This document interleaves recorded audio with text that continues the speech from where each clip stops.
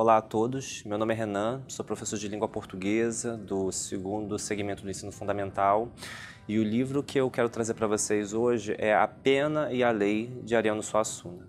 Ariano Suassuna é um artista múltiplo, é romancista, dramaturgo, artista plástico e ele nasceu em João Pessoa e começou a sua carreira literária em Recife.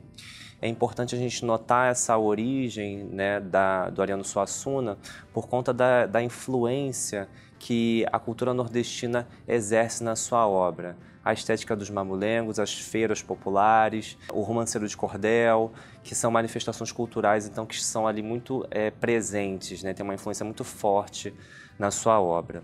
A peça A Pena e a Lei, publicada em 1959, é uma peça em 3 atos, que traz para a gente uma perspectiva, como eu já havia mencionado, né, muito pertinente, muito próxima da cultura popular nordestina.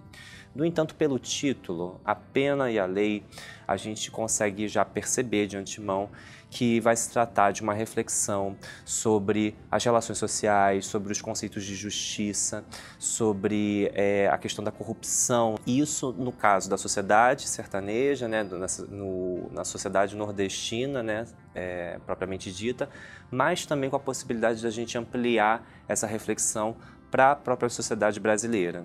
Esse elemento de crítica social, ele vai estar muito presente ao longo desses 3 atos, que formam, de certa maneira, na falta de melhor palavra, ela é didática. Ela traz ali para a gente, de maneira bem aberta, a tentativa de ensinar, né, de passar determinados valores, ao mostrar, né, ao longo dos 3 atos que os personagens eles passam por um processo, né, de conscientização dos seus próprios erros e faltas, sendo também julgados e castigados pelos seus crimes e pecados. A peça A Pena e a Lei, ela tem uma forte influência de gêneros medievais como os autos e as moralidades, que eram basicamente peças didáticas que tinham como objetivo, né, educar o público em relação aos valores virtuosos, às boas práticas, em contraposição aos erros, faltas, pecados e práticas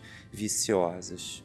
Os 3 atos da peça, eles são basicamente 3 situações interligadas, em que você consegue perceber uma espécie de evolução em termos da representação do social, da representação do sujeito, do indivíduo. A gente tem um primeiro ato, em que você tem uma forma de atuar, né?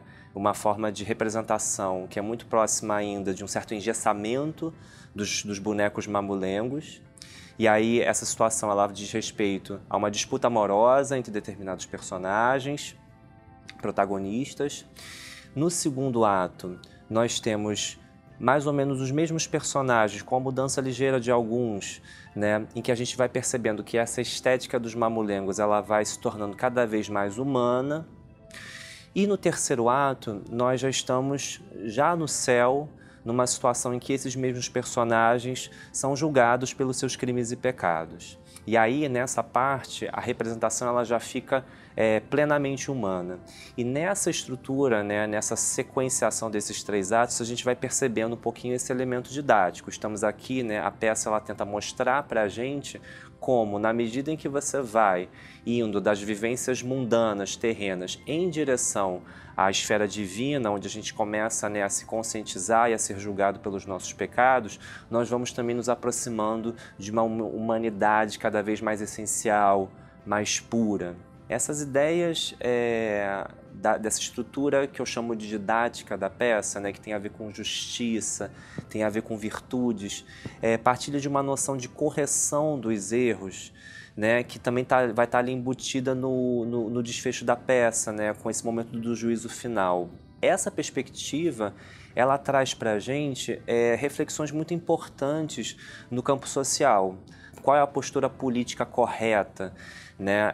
Qual é uma espécie de modelo de cidadão que é elogiável. Temos então esse elemento aí de correção, né, muito forte nessa peça.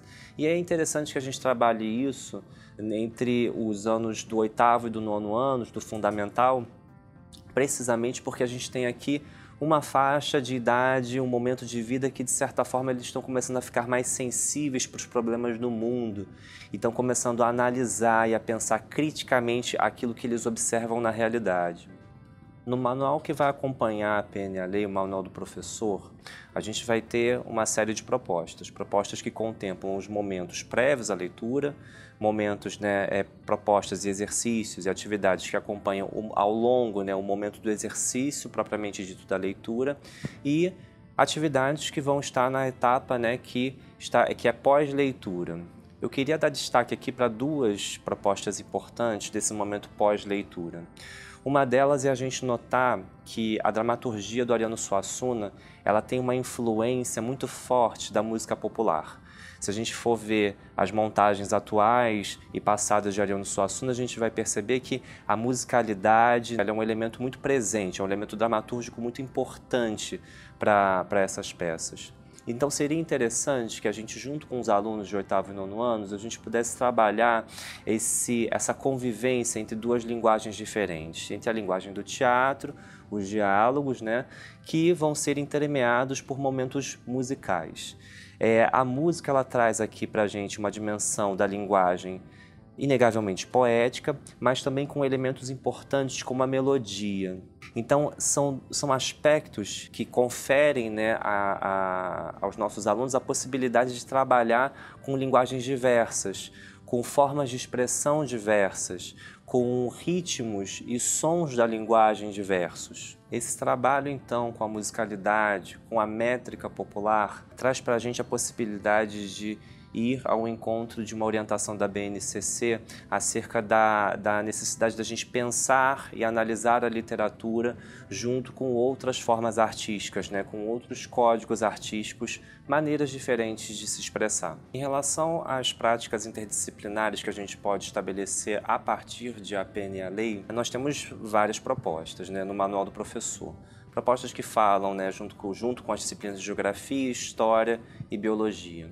Eu queria chamar a atenção aqui, especificamente para propostas de Biologia, porque ela parte de um fato muito curioso da peça.